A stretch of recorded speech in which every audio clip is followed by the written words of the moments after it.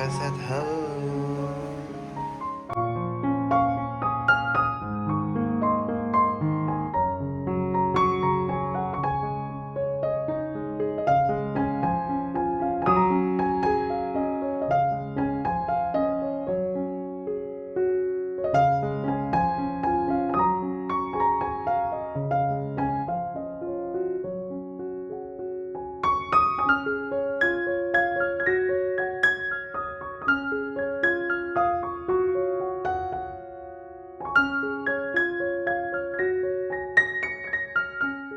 We travel around the world to discover places, to meet people, and share experiences.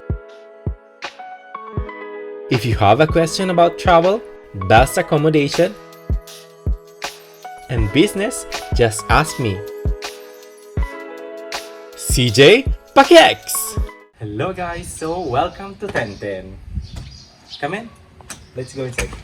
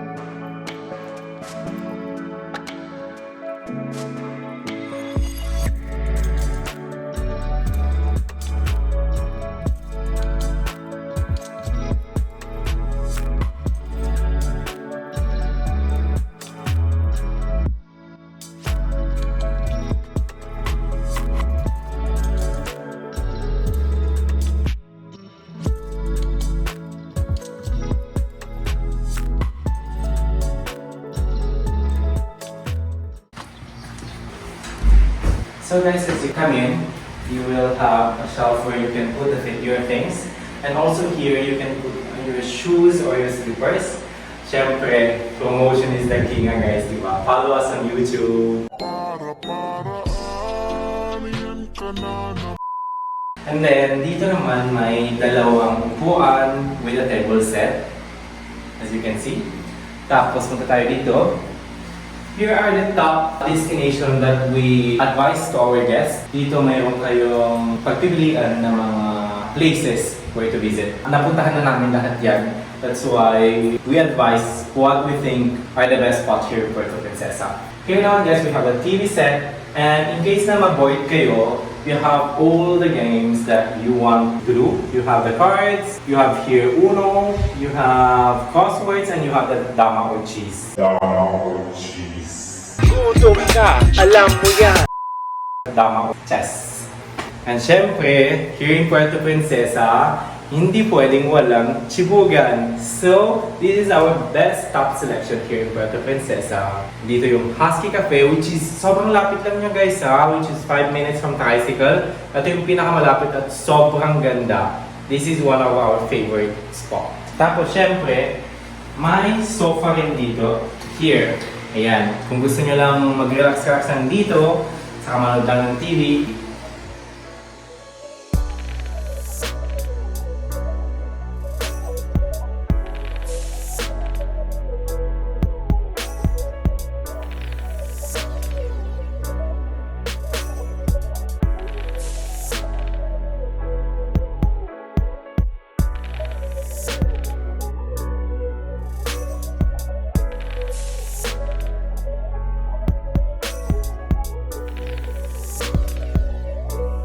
So dito guys, ito yung dinesign ni Almar, tapos pinagawa lang sa engineer namin.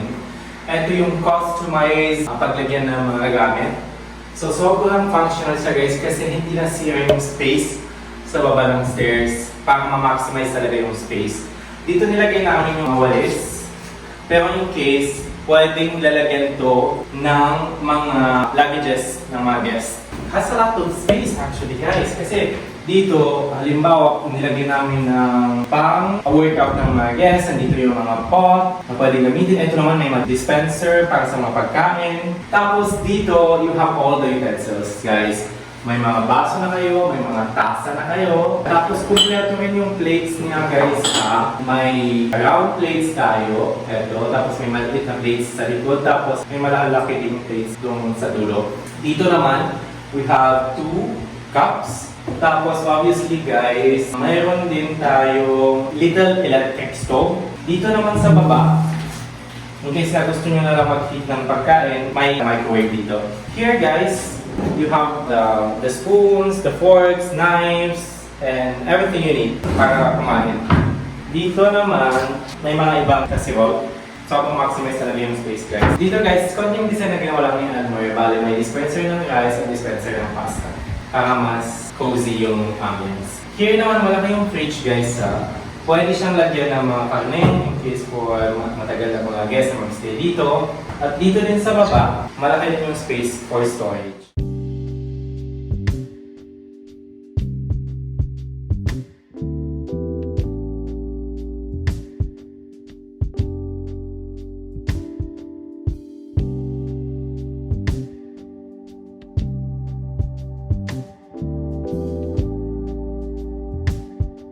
Tapos, dito syempre may electric fan. Wala tayong aircon dito sa baba guys, pero malakas yung electric fan niya. Dito naman, we have our little toilet. Functional siya guys, maliit lang pero very functional. May shower siya dito sa taas, tapos may faucet din sa baba. Okay? Tapos syempre, ito yung toilet. Dito naman, may little mirror. Saka ito yung maliit na lavabo. Then, let's go. Dito naman, makikita nyo, ito yung decor natin. Kung gusto niyo lang mag-relax guys, you have a table here, tapos may dalawang upuan din.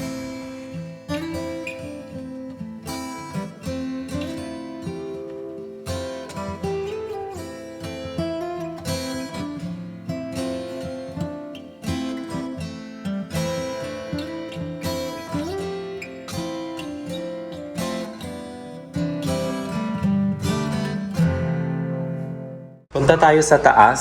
Dito naglagay kami ng blinders para at least hindi masyado mainit. Pwede i-adjust na lang. Ayan, pasok tayo sa taas. So guys, let's start with the first room. Dito guys, as you can see, madaming shelves na pwede kayong paglagyan pa rin ng mga gamit, mga books, or anything you want. Tapos dito, kung gusto nyo lang mag-working station, then it's fine. Kasi pwede kayo dito mag-work. Yan o, diba? Tapos naman guys, eto, foldable bed siya guys. So, bali double purpose. Pwedeng matulog yung isang guest dito, pero pwede rin i-fold. As you can see, nai-fold siya. Tapos dalawa yung cushion niya dito guys. Nilagyan lang ng cover ng plastic.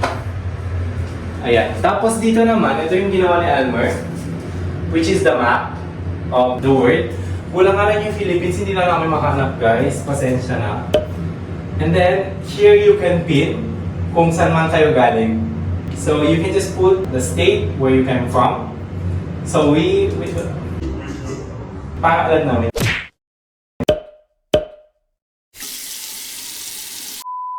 And then, let's proceed. This is the master bed guys. Medyo maliit lang siya pero functional naman. Ito yung bed niya, comfortable. As you can see, this is rattan made. Customize lahat ng mga gamit guys from Valedza Rattan Furnitures. Ito may vanity set. Tapos, ito yung aircon niya guys. Malakas siya guys. Na-try namin last time. Sobrang lamig nga. And in case, don't worry kasi walang aircon sa first na room na nakita natin. But it's okay.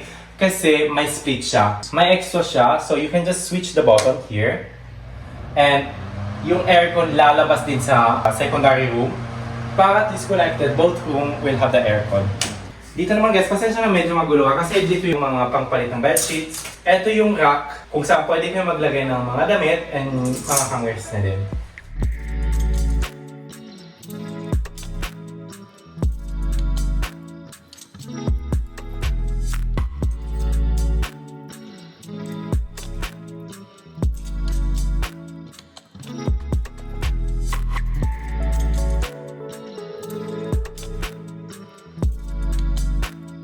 So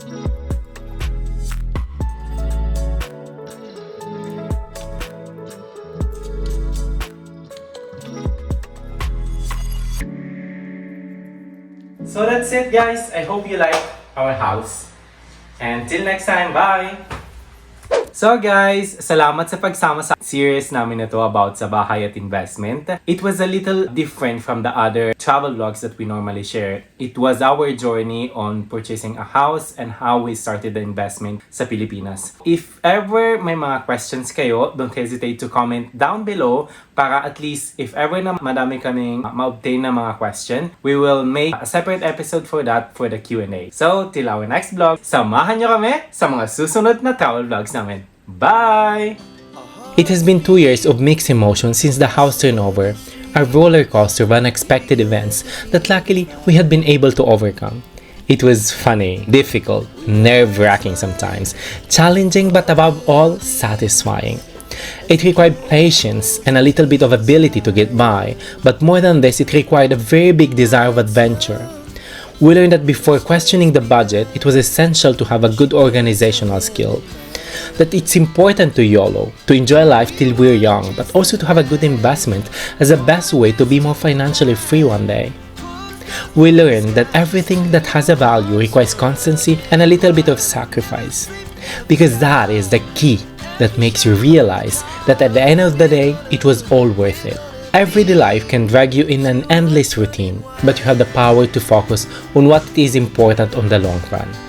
There is so much events that can influence your life, but you are the one that can create your own destiny. We hope that this is not the end of our journey, but only the beginning, the start of what we want to achieve, to be able one day to say, we enjoy life because we work hard to make it possible. As we said, it was difficult, tiring, energy draining. Would we do it all over again? Absolutely yes.